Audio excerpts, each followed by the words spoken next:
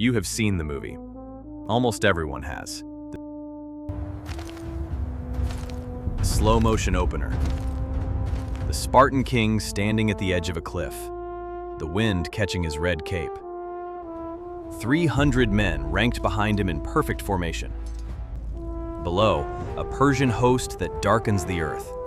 Leonidas, young, impossibly muscled, jaw like carved marble, turns to his men and delivers a line that has been quoted on gym walls and political speeches and motivational posters for 20 years. The camera moves, the music swells, the Spartans slam their shields and roar. Almost none of this happened. Not the number, not the king's age, not the political drama, not the enemy's appearance, not the reason they were fighting, or what they were fighting for, or what the battle was actually supposed to accomplish. The movie 300 is based on a graphic novel by Frank Miller that was itself a deliberate mythologization of a battle that had been mythologized continuously for 2,500 years before Frank Miller was born. Layer on layer on layer of distortion, and beneath all of it, buried under the myth and the marketing and the muscle-oiled slow motion, is a true story that is stranger, more morally complex, more strategically audacious, and more haunting than anything Hollywood produced. What actually happened at Thermopylae in August 480 BC? The answer will cost you everything you thought you knew. Begin with the world as it was. Xerxes I, great king of the Achaemenid Persian Empire, has been planning this invasion for 4 years. He has assembled an army so large that ancient sources struggle to count it. Modern estimates range from 120,000 to 300,000 soldiers, drawn from every corner of an empire that stretches from Greece to northwestern India. Medes and Persians, Babylonians and Egyptians, Ethiopians, Indians, Scythians, Lydians. The most diverse professional military force the ancient world had ever seen. He has already taken northern Greece. The coalition of Greek city-states resisting him is small, fractious, and terrified. Athens and Sparta are the center of resistance. They have one strategic problem that no amount of courage can solve. They cannot fight this army in open terrain. On an open plain, 7,000 Greeks against 300,000 Persians is not a battle. It is an execution. They need terrain. They need a place where the Persian numbers become irrelevant, where the army's width cannot be deployed, where thousands of men become a single file forced through a bottleneck. The pass at Thermopylae is that place, a coastal road squeezed between a sheer cliff face and the sea, at its narrowest point less than 15 meters wide. 15 meters, the width of a small house. Through that gap, Xerxes would have to push his entire army one man at a time. The man who chose this ground chose it because he intended to die there. He intended it from the start. Now the first lie, and it is the one baked into the film's title. The Greek force at Thermopylae numbered approximately 7,000 men. 7,000. The Spartan contingent numbered 300, and those 300 were the smallest named group in the entire Allied force. The full assembly included 1,000 Phocians, 700 Thespians, 400 Thebans, 1,120 Arcadians, 400 Corinthians, and further contingents from Mantinea, Tegea, Mycenae, and Phlius. The battle lasted 7 days. The allied Greek force held the pass for the first 4. The phrase 300 Spartans refers only to the rear guard on the final day, the men who stayed behind to cover the retreat of the remaining Greek force after the position had been flanked. The film's title is accurate only for the last act of a 7-day battle fought by 7,000 men. It erases 6 days and 6,700 people from the story. And there is one more group the number erases, one that the film does not show, that most people who have seen the film do not know existed. The 300 Spartan citizens, the Spartiates, were accompanied by 900 Helots. Helots were not soldiers. They were enslaved people, owned by Sparta, present at Thermopylae as armed attendants and laborers. They had no choice about being there. They had no vote on the matter. They are not in the film. They are barely in the history books. 900 people who had no freedom, no rights, and no say, marching to a pass alongside men who would die for the concept of freedom. But among the 6,700 others, there is one group in particular whose story the film buried so completely that most people have never heard their name. Their story is the moral center of everything that happened at Thermopylae. We will get to them. First, the king. The film's Leonidas appears to be approximately 35 years old. Gerard Butler was 36 when the film was made. Shirtless, physically extraordinary, movie star jaw, the kind of man a society builds myths around. Leonidas I was approximately 60 years old at Thermopylae. In a world where the average life expectancy was 35 to 40 years, he was, by the standards of his age, an old man. He had not been selected for Thermopylae because he was the strongest or most feared Spartan warrior. He had been selected for one specific, coldly practical reason. He had living sons who could inherit his position and carry on his bloodline. Sparta was sending men to a place from which they would not return. It sent men who could afford to die without ending their family lines. Leonidas was one of them.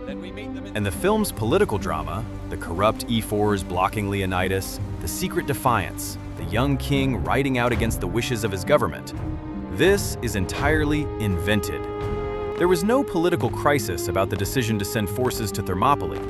The reason Sparta sent 300 Spartiates rather than the full Spartan army is far more mundane and far more interesting. The city was in the middle of the Krypteia, a sacred religious festival during which military action was prohibited. Leonidas was dispatched with 300 men as an advance force, explicitly intended to hold the pass until the festival ended and the full Spartan army could march north to reinforce him. The full army never arrived. Thermopylae fell first.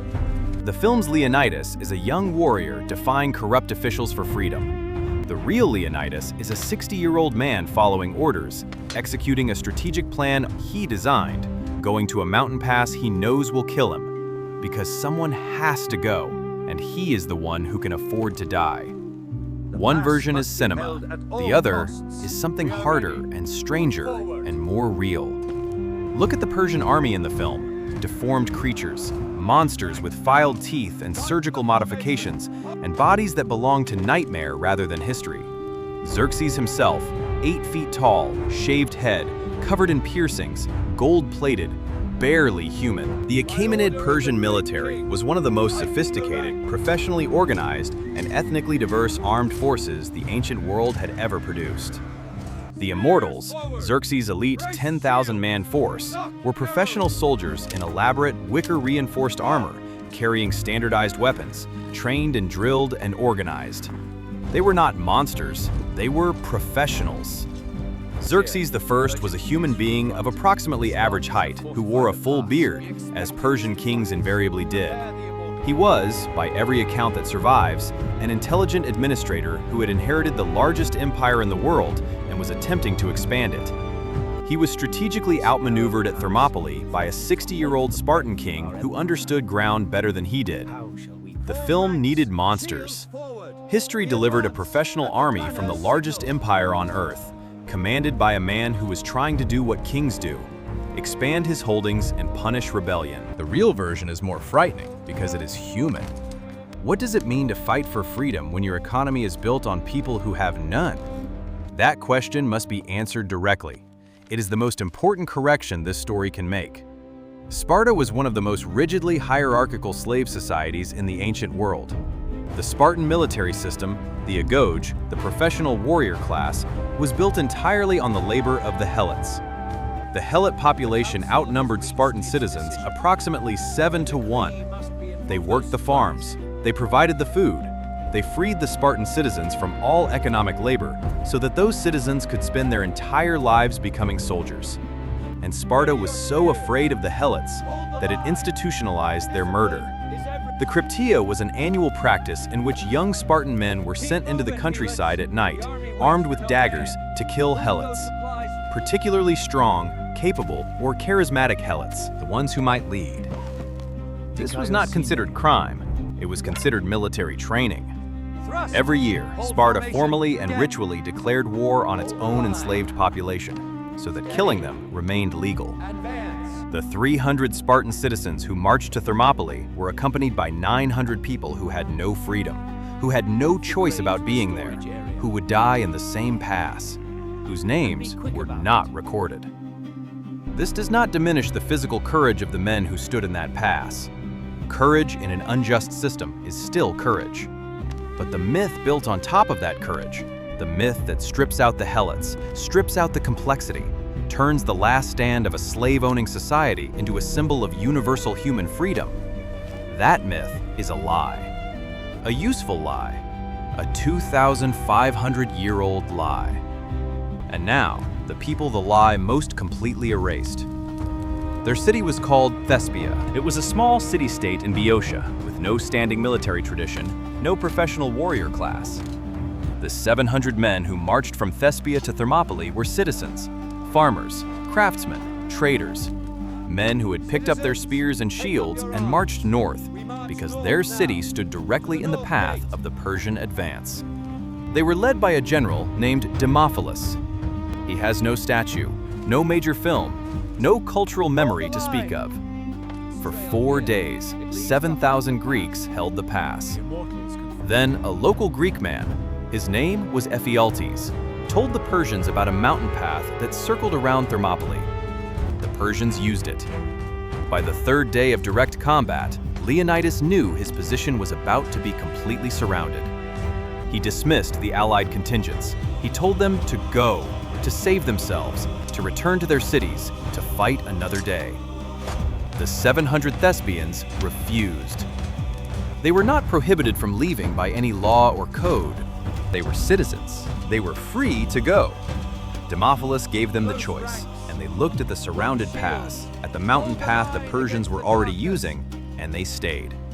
Every single one of them died in the pass alongside the 300 Spartans. After Thermopylae fell, Xerxes marched to Thespia and razed it to the ground, burned it, killed or enslaved the population that remained.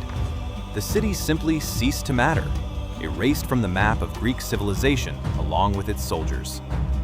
The film 300 does not mention the Thespians once. The 300 Spartans could not retreat. Their society had built a system in which retreat was institutionally impossible. They were trapped by their own civilization. The 700 Thespians could retreat. They had been explicitly told they could retreat. And they looked at everything that word meant: survival, home, family, a future. And they said, no. If the Spartans could not retreat by law, what does that make the Thespians who could and stayed anyway? Now understand what the battle was actually for. Thermopylae was never meant to be won. Not by Leonidas, not by anyone who planned it. It was a delay, a carefully designed, strategically precise purchase of time. The Greek strategy in 480 BC was built around one central insight. The Persian army could not be defeated on land, but the Persian navy could be destroyed, if the Greeks could choose the right water. The trap was at Salamis, a narrow strait near Athens. Thermopylae was designed to buy time for that trap to be set. The 7 days that 7,000 men bought at Thermopylae allowed the civilian population of Athens to be evacuated from the city before the Persians arrived. They allowed 371 Greek ships to reposition at Salamis, to hold formation, to wait. Then, the Greek fleet was waiting. 371 ships against 1,207. In the Narrows, the numbers meant nothing. The Persian ships couldn't maneuver. They crowded and collided, and the Greek triremes cut through them. The Persian fleet was destroyed. Without his navy, Xerxes could not supply his army through a Greek winter. He retreated to Asia. He never returned. Athens survived. And consider what that chain of events actually means. 7 days at a mountain pass bought the time for the evacuation of a city and the repositioning of a fleet. The fleet destroyed an empire's navy. Without that navy, the empire retreated. Athens survived. Every link in that chain required the link before it. The 300 did not save Western civilization. 7,000 men bought 7 days. Those 7 days saved Western civilization. The distinction matters. But the myth did not stay in ancient Greece. It traveled. In February 1943, the German Sixth Army was encircled at Stalingrad, dying by the tens of thousands. Hermann Göring broadcast a radio address to the trapped soldiers. He quoted the ancient epitaph for the Spartan dead, and he replaced one word. Where the original had written Spartans, Göring said Germans. He used a 2,500-year-old myth, stripped of its complexity, to convince men to die unnecessarily. The myth of 300 is powerful enough to have outlasted 2.5 millennia. That is also how powerful it is as a tool for anyone who needs men to die in place without asking why. The epitaph on the stone at Thermopylae today reads exactly as it was written in 480 BC. It says nothing about freedom. It says nothing about glory. It says, "Go tell the Spartans, stranger passing by, that here, obedient to their laws, we lie." Obedient. Not free, obedient. That is all the stone claims for them. It is the myth that claimed everything else. The pass at Thermopylae today is a 4-lane highway. The sea has receded. What was once a 15-meter gap is now several kilometers of flat land. The terrain that made the battle possible no longer exists. There is a bronze statue of Leonidas erected in 1955. It is large, dramatic, photographed constantly. Nearby, smaller, less visited, easy to walk past if you don't know to look, there is a monument to the Thespians. Most visitors do not stop. Most visitors do not know who the Thespians were. You can stand where 7,000 people stood, at the place where a 60-year-old man and 700 farmers and 900 enslaved people and hundreds of soldiers from a dozen cities held a road for 7 days. 7,000 people. History remembers 300. The rest chose to be forgotten. They simply had no one left to remember them.